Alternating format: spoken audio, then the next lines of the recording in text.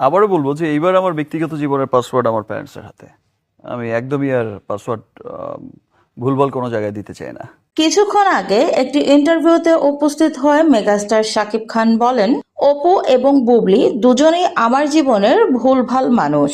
এদের কাউকেই আমি আমার জীবনে চাইনি, কিন্তু ভাগ্যক্রমে দুজনেই পরপর আমার জীবনে এসেছে, কিন্তু কেউই আমার জন্য সঠিক মানুষ না। আমি দুবারই ভুল মানুষের সাথে আমার জীবনটাকে জড়িয়েছি, তাই এবার আমার জীবনটাকে তাদের কাছ থেকে আমি সরিয়ে নিয়েছি। আমি আমার নিজের মতো করে আছি, নিজের মতো থাকবো, নিজের মতোই বাঁচবো।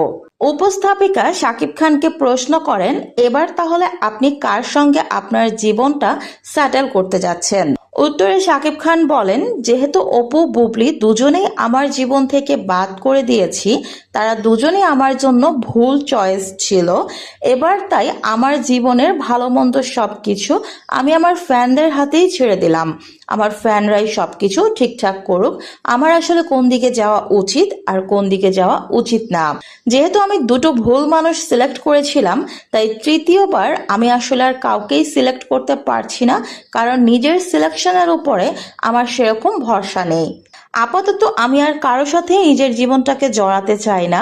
আমি নিজের মতো করে থাকতে চাই, কাজ নিয়ে বাঁচতে চাই, সবার মাঝে নিজেকে বাঁচিয়ে রাখতে চাই। এটাই আমার বর্তমানের পরিকল্পনা। অনেক তো হলো, এবার আসলেই আমি ক্লান্ত হয়ে পড়েছি। শাকিব খান আরো বলেন, আমি যাদেরকে নিজের আপন ভেবেছি, নিজের কাছের লোক ভেবেছি, তারাই বারবার আমার সাথে বিশ্বাসঘাতকতা করেছে, আমার পিঠে ছুরি বসানোর চেষ্টা করেছে। তো ভিউয়ার্স, এবার শাকিব খানের এরকম মন্তব্য শুনে আপনাদের কি মনে হচ্ছে কমেন্ট করে জানান।